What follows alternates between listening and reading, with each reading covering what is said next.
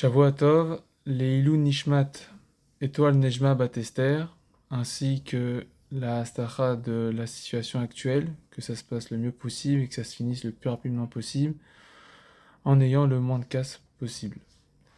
Voilà. On a pu voir dans la paracha de la semaine dernière que Yaakov a eu 3 réactions vis-à-vis du fait que Esav voulait rentrer en guerre avec lui, venait l'attaquer. Il a eu 3 réactions qui sont une stratégie de guerre, la prière et donner des cadeaux. Dans la prière, il y a un passouk que j'aimerais voir avec vous, où c'est marqué dans le passouk Besamti Zahara Kechol Hayam Asher Lo Yisaper Merov. C'est marqué que Yaakov dit à Hachem qu'il a promis que je te mettrai ta génération comme le sable de la mer, qui n'est pas comptable, qui est impossible de compter tellement qu'ils sont infinis. La question que tout le monde pourrait se demander, c'est qu'a priori, et c'est aussi la question de Rashi, c'est qu'a priori dans la parachute d'il y a 2 semaines, Yaakov Hachem il aurait promis à Yaakov que on soit nombreux comme de la poussière, comme de la terre, comme de la poussière.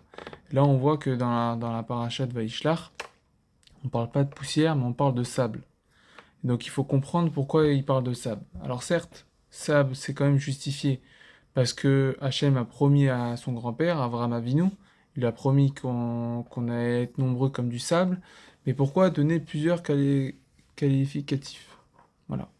Donc en 2 mots, si on doit résumer, on a Avraham, Hachem il promet à Avraham qu'on soit aussi grand que du sable, qu'on soit aussi nombreux que du sable, et aussi comme des étoiles. Et Hachem il promet à Yaakov qu'on soit aussi nombreux que de la poussière. Et Yaakov, dans ce contexte-là, avec la guerre de Esav, il préfère utiliser le qualificatif euh, de, de sable au lieu de poussière, et c'est ça qu'on aimerait comprendre. Pour ça, on a cherché à savoir, on a cherché à comprendre quelle est la particularité des 3 choses. Voilà, évidemment, on ne peut pas aborder ça dans une petite vidéo de 4-5 minutes, mais en tout cas, essayer de comprendre quelle est la particularité du sable vis-à-vis de nos chachamim.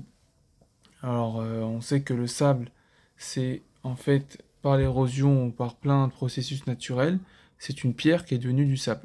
Voilà, donc le sable de base, c'est une pierre et elle devient du sable. Ça, on le sait. Maintenant, comment les Chachamim voient le sable que la Torah parle lorsqu'on parle de la multiplicité des bénis Israël? Donc, j'ai pu trouver 3 explications.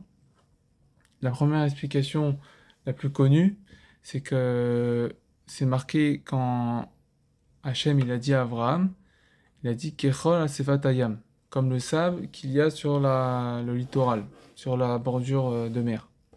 Et la particularité de ce sable, c'est que bien qu'il voit des vagues très grandes, très puissantes et qui font peur, il s'arrête quand même juste à la limite du sable qu'il y a sur le littoral.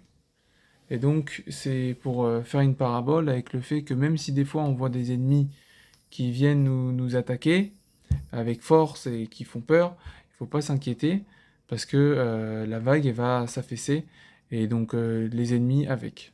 Voilà, ça c'est la première explication la plus connue vis-à-vis du sable. J'en ai cherché 2 autres qui sont très intéressantes. La deuxième que j'ai pu trouver, c'est le fait que le sable, il a une particularité par rapport à la poussière, parce que voilà, Yaakov, il a préféré utiliser sable et pas poussière. C'est parce que si quelqu'un vient nous dévorer, vient nous manger, alors si c'est de la poussière, bah, il pourra la manger. Mais si c'est du sable, il pourra pas le manger parce que ça va lui casser ses dents. Voilà, la particularité du sable, c'est qu'une personne, s'il commence à la manger, bah, ça va lui casser ses dents, dans le sens que même s'il y a des ennemis qui viennent et qui essaient de nous détruire, eh ben, ils seront détruits par le fait qu'ils nous ont détruits. Voilà. En tout cas, même qu'ils ont essayé de nous détruire, même s'ils ont détruit une certaine partie, ils seront quand même détruits. Voilà. Donc ça, c'est pour dire que Israël restera là à jamais. Ça, c'était la deuxième explication. La troisième explication, donc toutes ces explications se trouvent dans le Midrash. La troisième explication, qui est un peu moins connue, c'est le fait que même si les ennemis viennent et prennent une grande quantité de nous, et donc ça fait un trou dans le sable, et bah le lendemain matin, le trou dans le sable aura disparu, et on sera revenu à notre stade initial. Soit par le fait qu'on va se regrouper ensemble pour être unis et pour pas être encore plus faible que lorsqu'il y a un trou, mais surtout sur le fait qu'on va se multiplier encore plus. C'est-à-dire qu'il y aura encore plus de descendance et on sera encore plus de juifs. Et donc c'est ça la particularité du sable.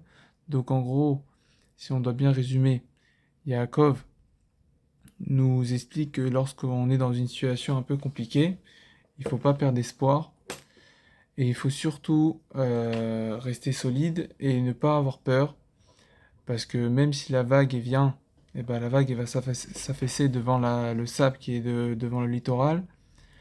Même si un ennemi qui vient nous dévorer, bah, il sera aussi endommagé par ses actes cruels. Et la troisième chose, c'est que même si il crée une brèche, bah, cette brèche sera comblée dans le sable et le sable redeviendra plat comme il était initialement.